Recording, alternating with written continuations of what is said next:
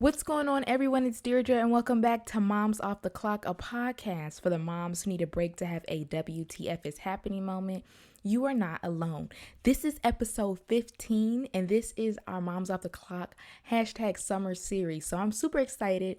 And as always, it's a pleasure having you all join me in my conversations about motherhood. But let's get started because let's be honest, mom breaks are not that long. So today's topic, okay, is Stranger Things. Okay, I don't know if you all have talked about it, but I'm going to give my Stranger Things breakdown and my thoughts. Okay, and I can't wait to talk about this one because this is our summer series. So this is a binge watching episode.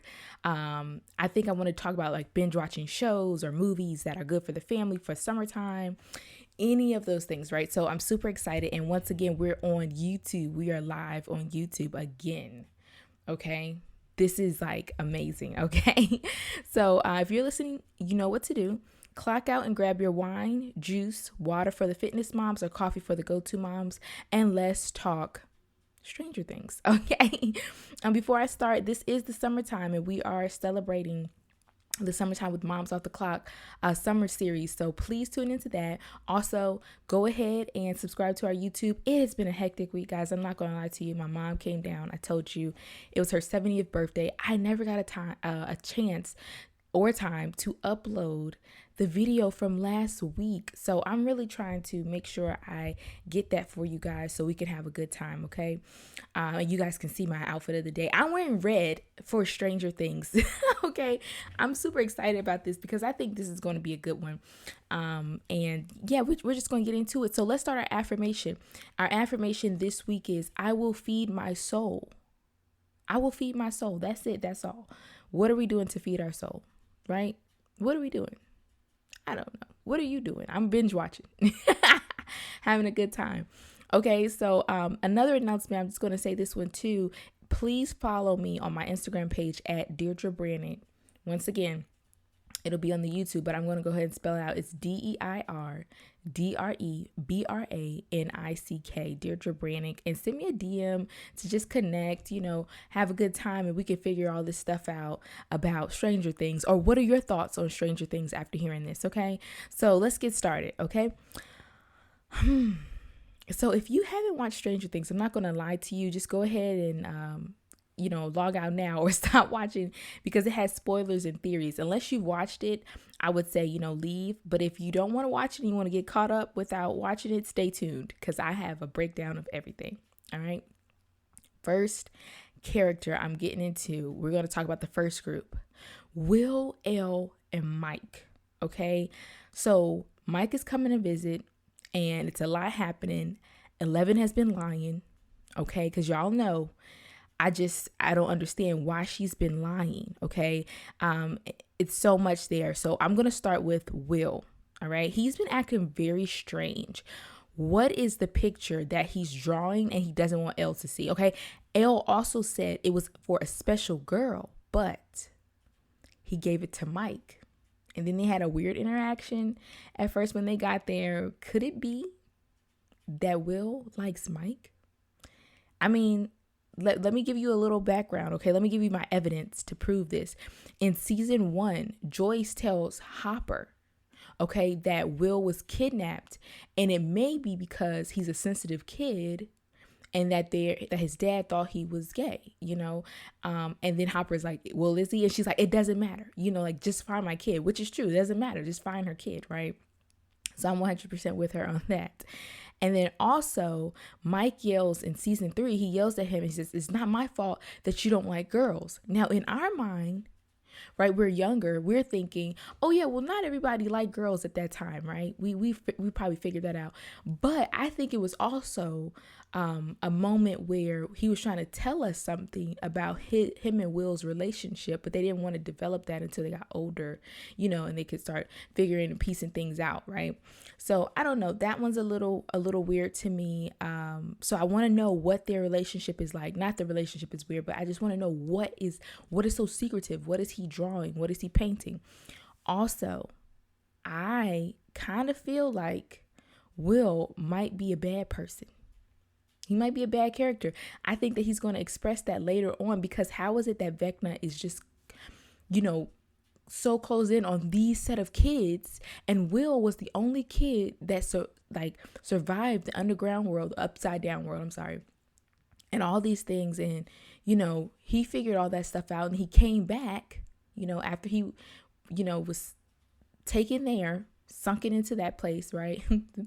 And I just kind of felt like Will has never been the same since he coughed up that demonic caterpillar in the sink. Y'all know what I'm talking about. I've never I never felt like he's been the same. Also, shout out to my best friend Bindu for saying this one. She said that Elle recognizes Will in season 1, and they never really met. Remember when they found Elle? And she did have an interaction with Will to say that he looked familiar. That was weird. Okay, I think something's going to happen in this 4th season, volume 2, about what's happening. Also, I want to shout out that I'm doing this because volume 2 comes out tomorrow. So what greater time to talk about these summaries and these theories before we get the answers. Okay. All right. So second, Mike. Mike is always late for things. Any connections with the clock? Or is he just late? Is he just a boy and he's just the kid that's late? I don't know. But it kind of goes with what's happening. I don't know. Let's just look out for that one. Second, Mike never tells Elle he loves her. Do you think it's because of his toxic mom and dad relationship? Let's throw up a red flag for that one. Or do you think he's still trying to navigate feelings for Elle and Will? I don't know. That's all I got for Mike, because he's not really giving me anything this season. He's a little paranoid. He's just a little, I don't know. He's not really giving me a lot this season. Let's talk the next character, Argyle. I like him. Okay, he's a new character, but he fits in. He brings humor to the show and just fun, Also, I like his hair. Okay, his hair is just, luscious. It's just great. He's doing it. But I feel like he fits in so much that I remember his name more than Jonathan's. I was going to just call him Will's brother. So yeah, they should have brought him on earlier. Honestly, I feel like he's a great asset to this, this bond of people. And I think that Jonathan needed a good friend, right? So let's talk about Jonathan. Jonathan, I don't know what he's doing. His character isn't doing anything for me except keeping the younger ones safe, okay? He's not really doing anything in this season and is very confused about his path of just staying with his mom to help take care of Will or Nancy, or go with Nancy, right, to college, right? He needs some self-care, a therapist, and some alone time. Okay, I don't know how to feel about him, honestly. I don't even mind if they kind of write him off. I really don't. But I will say his mom does put a lot of pressure on him that he can't make this decision. But he needs some alone time to figure this out, because he doesn't need to just keep stringing Nancy along and playing with her emotions, right? Okay, next. All right. Next group of people. Let's talk about Dustin. Okay, give this man his flowers. Okay, he came back and he's always been there, right? We just kind of overlook Dustin because he's not as I guess I don't want to say he's the nerd of the group, but I will say Dustin is definitely the mold of the group, because he's a genius. He's genius. He's so essential to the group and just piecing things together. He's putting 2 and 2 together. Okay, maybe we should do this so this will work so we can connect with them here in the underworld. This dude has been such an asset. I think that you guys should give him his flowers. So shout out to Dustin. Let's keep you around. They better not write Dustin off, because he's needed to figure everything out, because everybody else doesn't get it. Okay? So let's talk about Susie. She's adorable. She's spunky. She's smart. She's so cute. And her and Dustin make a cute little power couple. I like how they kind of still add her in there, even from a distance, when Will and Mike and Elle link up with her. I think that's pretty cool how they still, incorporate her into things. So I like her. She's cute. She's not giving main character, energy, but I like her because she fits right in and she supports her Dusty Bunny, whatever she calls him. So let's talk about Eddie. Okay, I was going to save him for the side characters, but no, he deserves to be included more.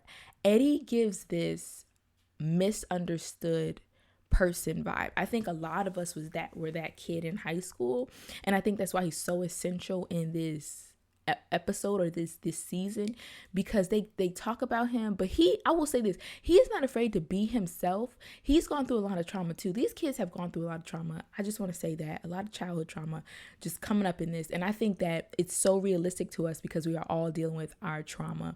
But Eddie, I think one thing about him is he will always be himself. He's not afraid to put himself out there. And this dude, I will also say though, he gives a little bit of, he's scared. He even says things like, I didn't even jump into the water until you guys jumped into the water. But I like Eddie. He's gonna do something amazing in volume 2. I'm really excited to see that. But shout out to Eddie. He's a cool guy. I also like when he was like, Chrissy, wake up. I don't like this. Because we were all saying that, like, we don't like this. Okay. Also, let's talk about, before I go into the next character, Stranger Things got a little scarier this season. It kind of did like a Harry Potter twist. As the kids grew older, it became a little darker, right? Just a little more darker each season. And I feel like this one was definitely scarier because my husband and I, we were like, maybe we should do we really want to know what happens? But we kept seeing everyone talk about episode 7, how everything comes together. And it did, okay? It did. All right.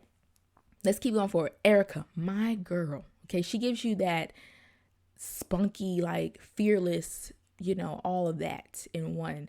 She's going to give you what you're asking for. Okay, no, seriously. Even though they have her as this stereotypical Black angry girl, sometimes I don't like that part. She bodies it. Okay, she is also fearless and brilliant. She empowers strong Black women, educated Black women, and however, as Black and brown women are a little tired of y'all adding the neck rolling and the attitude. Nonetheless, Erica is actually one of my favorite characters. I love seeing her. And I think she's going to be the one to take down Vecna because she does not play. And she also won in the game for taking out a certain character. I don't know if it was Vecna, but she won that one, right? And also her fearlessness and empowered attitude is not what Vecna will suspect. And she's going to let him have it. Right? I think Erica's going to let him have it. But she's also fitting into the circle so well because she played at first this annoying little sister that wants to tag along. But honey, she's the main character. Have you seen my silhouette? Jeez, it's giving main character energy. Okay. So yeah, Erica, shout out to Erica. Okay. And she's beautiful. I don't know if y'all been seeing her in these photo shoots, but honey is giving it to the girls. All right. So check her out. Lucas.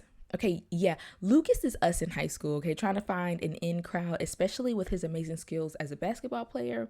Even though it's hard to watch, we all had a time where we started growing away from our initial friend group. And I know you guys don't want to, say that, but it's the truth. And for those of y'all saying, not me, I'm still friends with all my friends. Well, good for you. But for the people who get it, you get it. Sometimes your initial friend group doesn't have to be the same. Or you guys start losing interest, right? I.e. when Will and Mike were mad. Will was mad that Mike wanted to hang out with Elmore and not play the game as much, right? However, over time, Lucas's loyalty is still there. He has to remember who his true friends were, and he still looks out for them. He's just trying to grow up. Kids do this thing. I mean, we're watching this, just it's relatable. We're like, oh, he doesn't need to fall into peer pressure. But how many times have we done that? Okay. Okay. And I'm excited to see him beat up the basketball bully. The second trailer shows him going to work, and I was like, why y'all got this Black man beating up this white? But it's all good. I'm excited. Max. Let's talk about her. She's so amazing this season. I honestly feel like I feel her emotions so much that to the point where I'm like, dang, did she lose her brother for real? And her not wanting to open up to the school counselor. I think that's all of us. If we experienced, going to therapy, we've never wanted to really, talk about how we felt in certain things, right? So Max, she does such a great job. And then the running scene, I think her character literally was MVP of volume 1. I'm excited to see who's going to be MVP of volume 2. A lot of people are saying Eddie because of the guitar solo. So we'll see. All right. So next, Robin. Let's talk about her. Is she going to save Nancy? Because she knows Nancy's favorite song now from them hanging out. Also, her mom was on Kill Bill. Like, come on, like she's amazing. But I think Robin, something's going to happen to Robin, because I don't think something's going to happen to Steve, but the way they were talking, I think something might happen to Robin. And I like Robin. She's a fast talker, but I like her and Steve. Their duo is just like kind of like something that you always want to watch. Like, what are they going to get into next? So maybe they'll make a spinoff of them. I like it. Let's talk about Steve. All right. Speaking of Steve, let's talk about Steve. I feel like he's finding his identity more and more each season. He's also the glorified babysitter. He hates it, but he loves it. He also has some insecurities because he keeps trying to validate himself through girls, right? He also has a savior complex to save people so that they can see him as a nice guy and love him for who he is. He's just wanting that love back, and he's just, he's projecting. He projected a lot in like season 1, right? Wow. Are we describing each other? I don't know. Anyways, you better not write Steve off, Also, let's talk about things heating up in the kitchen. Let's talk about it. Him and Nancy. All right. Nancy, she's very independent. She's a go-getter. She has this I got this mindset of a woman, right? And Jonathan is nice and all of that, but he's holding her back and she's stressed. You can see it. You can tell, right? She doesn't need someone 1 foot in and 1 foot out. So cut him loose, sis. We're done. Maybe give my guy Steve another chance, right? We saw the looks. We all saw it. We all saw it. And him and Nancy, I would like to see them maybe try again, right? So let's talk about the next group. Next, okay, Murray. I like him. He's another character that brings humor, but he's also showing you all do not mess with the Murr. Okay, he's just as much of a main character, and he's no one to mess with like the others. He still gives that energy, right? I also like Murray because he's just a good friend to Joyce as well. He's a platonic friend to Joyce, and I like that, and to Hopper, right? I hope he doesn't die, but I think, to be honest, I think he might, because that trailer for Volume 2 has me in a chokehold about him with the fire. I think he's fighting off a Demogorgon, and I think he's going to sacrifice himself so Hopper lives. Speaking of Hopper, he's alive. We all knew that. But let's talk about how he's a pretty badass in this season. My man's had his foot almost amputated to get those chains off. Not really, but you know what I'm saying. I like his tenacity and his quickness to think. He was handling that officer like that, okay? Because that officer was always in his business. That's what happens when you're not in someone's business. You might just get jumped or die. Anyways, he should have just stayed out the way, right? The officer should have stayed out the way. I think Hopper is also developing more tactics of survival from being there. That's how he's so solid and ruthless at times. However, when he sees Joyce, he just grows warm, y'all. It's like the defense mechanism melts away, and the Hulk goes back to being Banner. Isn't it? Like he's just like standing there. He's just like, because he has this he's been so on survival mode that when he sees Joyce, it's kind of like he just breathes and relaxes. And let's talk about Joyce. Okay, Joyce is my girl. She's there to save her man, but can we be honest? She's a terrible mother. Like she's a terrible mother. Okay, she's not, but she is, right? She lies to her kids, and then she jets out of there to go save her man in, overseas. And I don't know, should we throw up a red flag? Let's throw up a red flag. Because Jonathan, this is why he's struggling so much now, and he's so tense, because he doesn't have time to be by himself, because his mom is always telling him, watch your brother, man the house, right? So if I were Jonathan, I'd probably be stressed out too, to be honest. So maybe let's show Jonathan some grace. He probably still gonna get written off, but it's all good. But I love her fight for Hopper and to bring him home alive. I will always say that she is the one parent that I respect more than anything, because she's out there fighting with her kid, right? And fighting these Demogorgons. Where are the other parents, by the way? If my daughter is out there fighting on the ground, I'm there with her together. Okay? We're running together. Okay? Next. All right, let's talk about 11. Opening season freaked me out. Okay? Because I was like, Elle, what did you do? All these kids, I'm also glad they put a trigger warning, because that was a lot happening, right? But now Elle is having a hard time adjusting without her powers. She's very fragile right now. She's very fragile, but so pure and happy for new beginnings. But she's facing bullies. She's definitely gone through a lot of trauma. Also, Elle isn't stupid either, sis. She puts 2 and 2 together, and she has no problem with confronting issues with Mike. I like that she doesn't back down even when she's emotional. She still's like, I gotta get it out, right? And I'm not gonna lie, I thought her and Papa were a little weird, and then I realized it was just him a little, and them calling him that. But and she was in a very vulnerable state, but he actually is helping to save the day, right? So yeah, that's 11. Last, let's talk about Vecna. Wow. He's crazy, all right? But that stemmed from childhood trauma. Are we Vecnas ourselves? I don't know, but we'll find out on the next episode of Dragon Ball Z. No, but you get what I mean. Let's talk about his background. His dad, they called him a sensitive child. They call Will a sensitive child. Is there a connection? Come on, guys. You see what I'm saying? I don't know if Will's going to be a bad guy, but I will not be surprised because they both have the same traits. Okay? All right, let's start there. He's number one. I saw that coming because he kept telling Elle that number one exists. Did I know that he did all of this? Heck no, I did not. I didn't know that he, killed all those children, killed his mom and frightened his dad and showed them and exposed them.